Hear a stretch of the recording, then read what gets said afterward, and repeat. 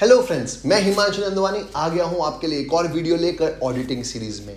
आज का जो वीडियो है उसका टॉपिक है ईडीपी ऑडिट, जिसका मतलब होता है इलेक्ट्रॉनिक डेटा प्रोसेसिंग ऑडिट। जी हाँ, ऐसी ऑडिट जो कंप्यूटराइज्ड एनवायरनमेंट में या इलेक्ट्रॉनिक एनवायरनमेंट में की जाती है उसको ईडीपी ऑडिट बोलते हैं। एग्जाम पॉइंट ऑफ व्यू से ये इंपॉर्टेंट आंसर है, क्योंकि हर साल एग्जाम में लास्ट 5 साल के क्वेश्चन पेपर्स आप उठा के देख लेंगे तो हर साल पूछा ही गया है explain EDP audit in the form of short note. Short notes में हमेशा पूछा जाता है, तो एग्जाम पॉइंट ऑफ व्यू से बहुत इंपॉर्टेंट आंसर है और नॉलेज पॉइंट ऑफ व्यू से भी इंपॉर्टेंट आंसर है। तो चलिए आज का वीडियो स्टार्ट करते हैं। What do you mean by EDP audit? तो एकदम लेमन टर्म्स में मैं समझा देता हूँ। ऐसी ऑडिट जो इलेक्ट्रॉनिक एनवायरनमेंट या कंप्यूटराइज्ड एनवायरनमेंट में ऑडिटर करता है उसको क्या बोलते हैं? EDP audit.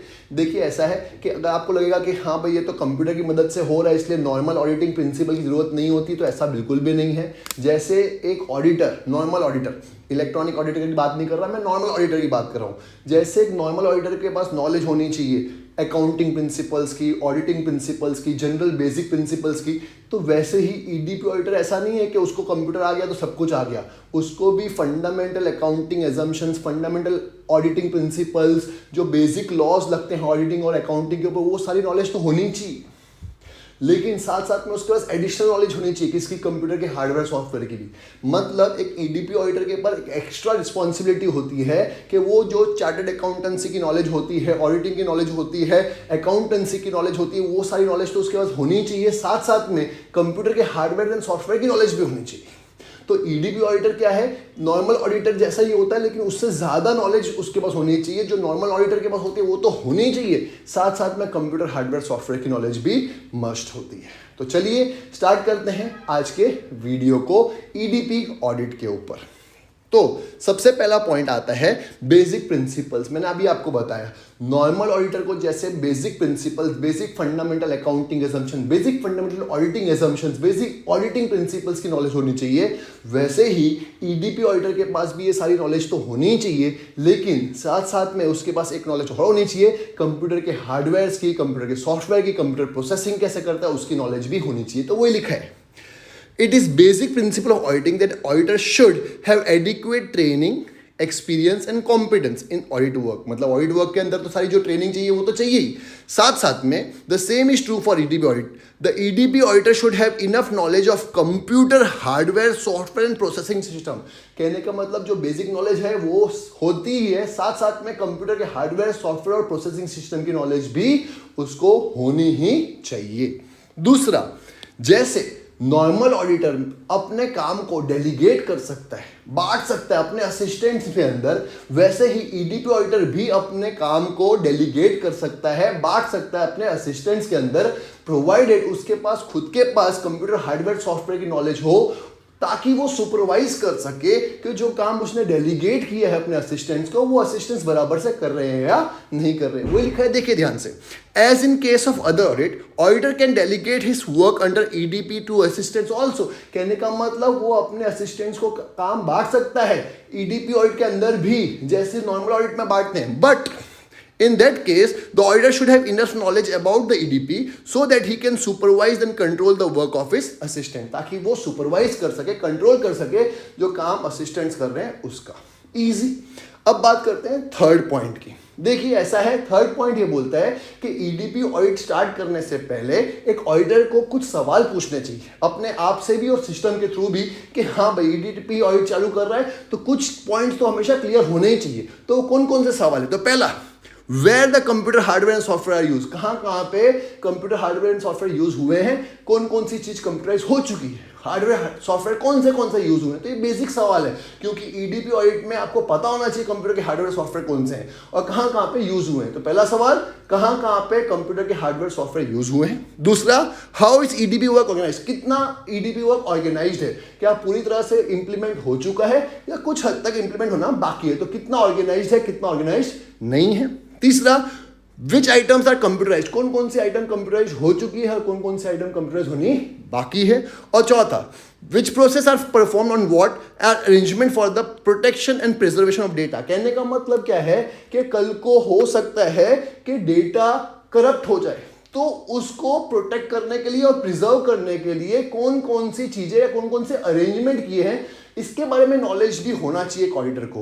कहने का मतलब कल को डेटा हैकिंग हो जाती है, क्योंकि कंप्यूटराइज ऑडिटिंग में सबसे बड़ा खतरा जो होता है वो किसका होता है, डेटा करप्ट हो जाने का या कॉम्प्रोमाइज हो जाने का या हैक हो जाने का। तो ऐसे टाइम पे कंपनी ने कौन कौन से अरेंजमेंट कर रखे हैं कि हमारा डेटा कभी भी करप्ट ना हो, तो प्रोटेक्शन करने के लिए, और कभी हो भी जाता है, समझ लो हैक हो गया या करप्ट हो गया, तो उसको प्रिजर्व करने का या रिकवरी करने का कौन कौन से अरेंजमेंट कर रखे हैं वो भी बात पता होनी चाहिए किसको, ईडीपी ऑडिटर को। तो ये 4 बेसिक सवाल है हर एक ईडीपी ऑडिटर को पूछने पड़ते हैं अपने आप से और कंपनी से ईडीपी ऑडिट स्टार्ट करने से पहले। नेक्स्ट पॉइंट आता है there is no audit trail. देखिए what do mean by audit trail. Audit trail का मतलब होता है, ट्रेल का मतलब होता है जैसे अगर आप कभी ट्रैक करने गए हो तो एक छोटी सी ट्रेल होती है जो आपको बड़े रास्ते से मिलवा देती है, वैसे ही ऑडिटिंग में भी छोटी छोटी सी चीजें होती हैं जो आपको बड़े सुराग तक ले जाती है।